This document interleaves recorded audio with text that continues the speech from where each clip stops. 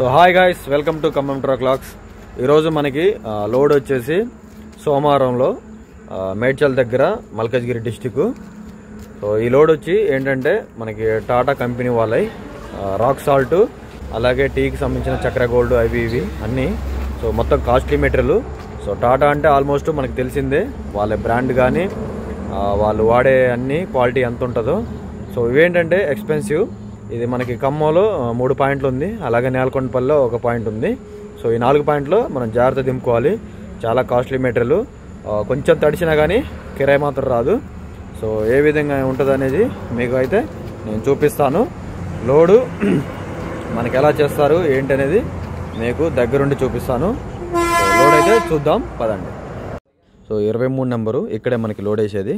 So చూస్తున్నారు కదా మొత్తం.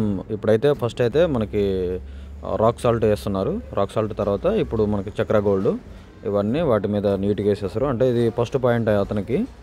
సో రెండో పాయింట్ అతనికి కూడా మళ్ళీ సేమ్ బాక్సులు కానీ ఇవి కానీ మెటీరియల్ కానీ ఉంటుంది. సో మళ్ళీ రాక్ సాల్ట్ వేసుకోవడానికి మళ్ళీ వేరే పాయింట్లోకి వెళ్ళిన ఇది 16 పాయింట్. సో ఇక్కడ కూడా మనకి చాలా నీట్గా, అంటే ఒక్క బ్యాగ్ కూడా పోకుండా చాలా నీట్గా కెమెరాలన్నీ పెట్టుకొని వేస్తారు. సో మన ఖమ్మం అయితే వచ్చాను. ఇది మన మొత్తం ఖమ్మం. ఇది మన ఖమ్మంలో ఫస్ట్ పాయింట్కి వచ్చాను. ఈ ఫస్ట్ పాయింట్ దిగిన తర్వాత మళ్ళీ రెండో పాయింట్కి మళ్ళీ శ్రీనివాస నగర్ ఉంది. మళ్ళీ శ్రీనివాస నగర్ కూడా వెళ్ళాలి. శ్రీనివాస నగర్ అయిపోయిన తర్వాత మళ్ళీ పక్కనే మనకి వెంకటేశ్వర అని అక్కడ కూడా అన్లోడింగ్ ఉంది. సో ఈ 3 దింపుకున్న తర్వాత మనం నేలకొండపల్లి వెళ్ళాలి. చూస్తున్నారు కదా మన ఖమ్మం అయితే వచ్చాను. ఇది మొత్తం మన ఖమ్మం. మన ఖమ్మంలో అయితే అమాలీలు వచ్చారు 5ంటికి.